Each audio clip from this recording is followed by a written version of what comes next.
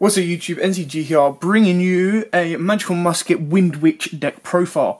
So for a lot of testing and trialing out, I've kind of seen that this has been one of the two better versions that I've kind of played. The other version is you don't require the special summon as much, so you take out the Windwitch engine, you put in draw engines, or you put in like trap engines. So the draw engine you put in like dualities, in the trap engine you can put in like some strikes and warnings and stuff like that. But what you've got to be very careful of with your Musketeers is, as much as you need the normal summon, you need to make sure you don't lock out your zones. So like for example, if you did play the warning or the strike engine and you've got Caspar in the center aisle, center column, and you put warning below him, obviously you're kind of in a bit of trouble if your opponent goes Regeki, because then you'll then use your counter trap from hand if you have it to protect him from Regeki, whereas the warning, or if they activate MST, just like stuff like that can kind of slow you down massively. So you've got to be very careful on where you put your columns. Anyway, what I'm going to do is I'm going to take you through the profile and I'll kind of talk you through why we play what we do and go from there. So let's get cracking. We start off quite straightforward and simple with triple Magical Musketeer Caspar. This is your searcher of the deck, very straightforward, 2k defender, 1200 attacker, and then obviously all Magical Musketeer monsters share the same effect, that you can activate the Magical Musket spell and traps from your hand. And then obviously Caspar adds a Magical Musket card from your deck to your hand when you activate in the same column, or when a spell or trap is activated in the same column. Triple Starfire. You know, these are the short prints, these are the hard ones to get hold of, and there are reasons behind it. So, as well as allowing you to activate the Magical Musket card, spell and traps from hand, her effect, when a spell or trap is activated in the same column as her, she special summons another Magical Musket monster from your deck. So the standard combo is you would go Starfire, special summon Caspar, and then go from there. This is what we play 2 Magical Musket Kid Brave. Now you can bump this up to 3 if you wish. The only reason I play this at 2 is because with the Windwitch engine, I've cut a couple of the spells and traps down, so there's not as much discard fodder. And there's not really a lot that you're digging for in this deck, because the majority of it can be searched.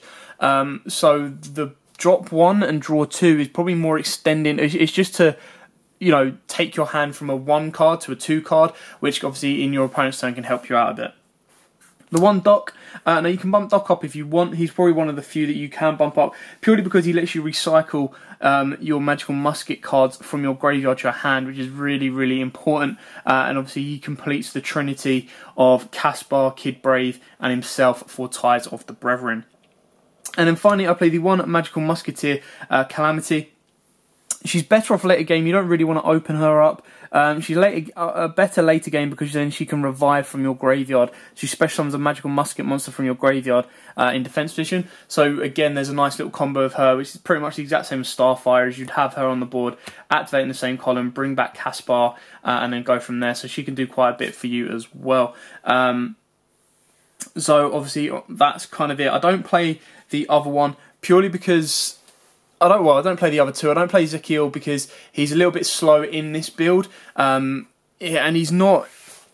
Yes, he's good for the extra draw power, but he's not exactly hugely damaging in that census. But he's still a very, very good card to kind of go with and use. And then the other one, the one that cycles back, is kind of like the Dagusto Emerald of the deck. The reason I don't play that is because, again, it's only better off later game. You don't really want to see him in your opening hand. Now, obviously, Musketeers have the issue of, if they don't get to go first, they're kind of always going to be doing an uphill battle to try and get back in the game, because the normal summon is so important. So it's finding the right balance between the 2s, which is why I play triple Ice Spell, single Glass Spell, and single Snow Bell. Now, of course, this is the minimalistic Windwitch engine. It's a bit of a Hail Mary kind of play, because, again, ideally what you want to be doing with Kid Brave's effect, or with like anything else like your draw engine, is you want to be getting into an Ice Spell. You don't want any of the other cards in your hand at all of the Windwitches. You want the Ice Spell. You do your Ice Spell combo. Worst case scenario, it's a drag out for an Ash. You activate this and it drags out the Ash from your opponent's hand, which then means your Caspar or anything else goes live. Now, because they don't, your Magical Muskets don't special summon hugely unless you focus on the Ties of the Brethren play, it kind of gives you that route round it. Finishing up, we play double Ash Blossom and 1 Maxi. You can triple up the Ash Blossom if you want. The Maxi is just too powerful a hand trap not to have, and you just need some contingencies in your hand that would be able to stop your opponent should you not go first. So that's it for the monster lineup. Next up we play double Ties of the Brethren. Now you can easily play this at 3, no arguments. The reason we play it at 2 is because we do have the Windwitch engine, so having this and the Windwitch engine is kind of, you know, I want more focus on the Windwitch engine than I do the Ties of the Brethren, purely because Ties is a more painful Ash. Like, you're paying 2k, then it gets Ash, you're like, you're in a bit of trouble.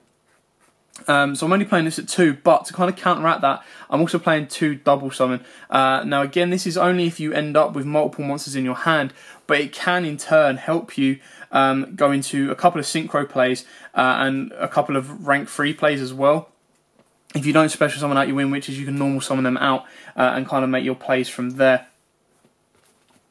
But obviously you'll be under restrictions of certain Windwitches. The whole idea behind it is you get a Crystal Wing on board, you then normal summon your Caspar, you then activate something in Caspar's effect to search out one of the spells you need. You've got Crystal Wing to negate and destroy, you've got a spell backing up Caspar to negate and destroy, you're then searching out, and it just kind of gives you a nice little circle. But double summon is probably more prominent if you put a higher count of Magical Musket cards in there. 2 Pot of Desires. I never really play 3 in a deck. 2 is more than enough, and it can sometimes be a +3 or however you want to see it, like a neg9. But obviously when you activate this in like Caspar's zone, you then get Search Off, or if you're activating Starflies, you'll get Special Summon, and obviously it can help extend your plays a little bit more. Double Steady Hand. Purely because you can do this during your turn, like your first turn, if you absolutely have to.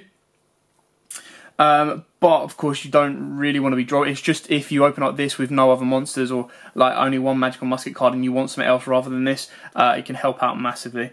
Now there is something that I do need to check, because the OCG version of the Magical Musket cards stay on the card except during the damage step, but the TCG ones don't. So I'm not 100% sure if you can drop these during damage count. Now I know obviously they alter attack and defense, but I mean, some of the Magical Musket monsters themselves say that they don't go off during damage step and stuff like that in the OCG. So I don't know if they get their effects off if you drop this during damage count on your opponent.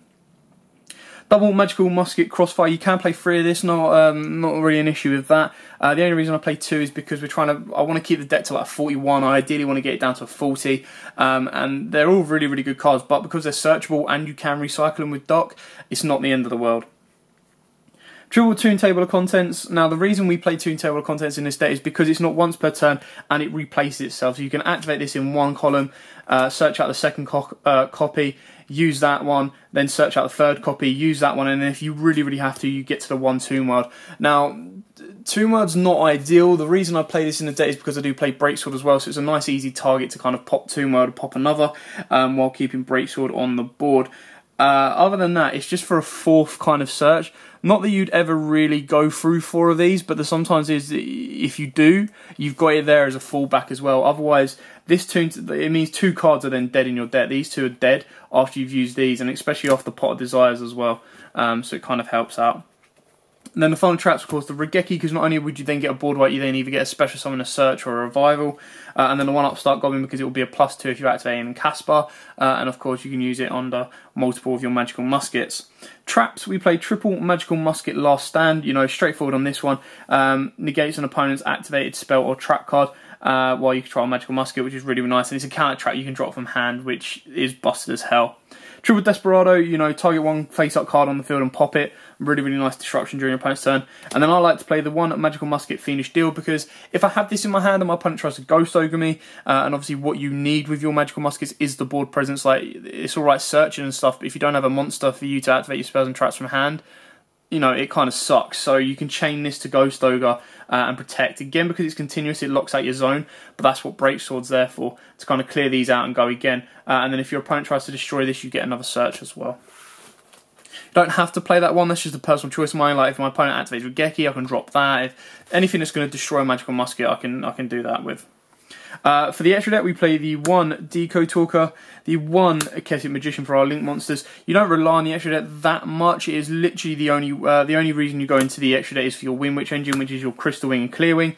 You can put the Windwitch in here if you want, just for that extra burn, and then that can again hunt out another like Ghost Ogre or something like that. But sometimes I like to just play it safe and go straight to Crystal Wing.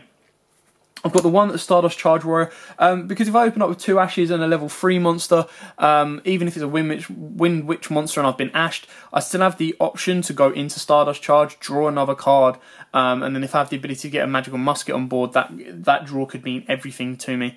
And again, it can clear off all your opponent's monsters. It is only 2k, so it can be Cold Dragon if you want. The only reason I've got Stardust Charge is because he's a wind attribute, so he can kind of go under some of the restrictions of Windwitches. For the rank 4s, we play the Utopia package, Abyss Dweller, Gaga Samurai, Tornado Dragon, and the Bagooska. Now, obviously, we've only got 3 monsters in the deck we make the ranks 4 with. This is just to give you a variety if you do get that chance to make them.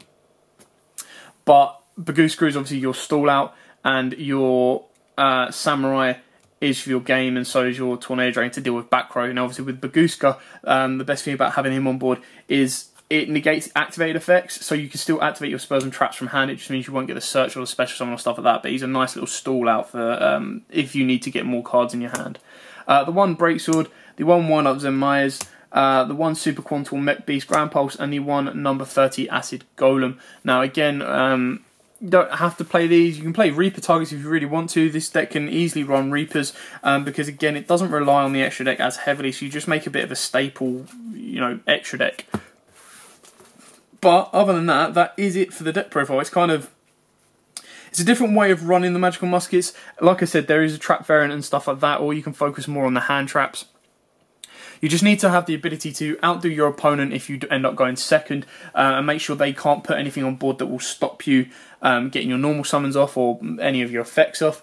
But the best thing as well with the counter track is you can do it towards Warning and Strike. Warning if you've already got a monster on board, Strike if they're trying to strike the effect. So it's very, very nice and cool to kind of use and abuse in that way. Anyway, I hope this gives you a couple of ideas. Thanks for watching. Like, comment, subscribe, share. Till Tuesday next week, guys. See ya.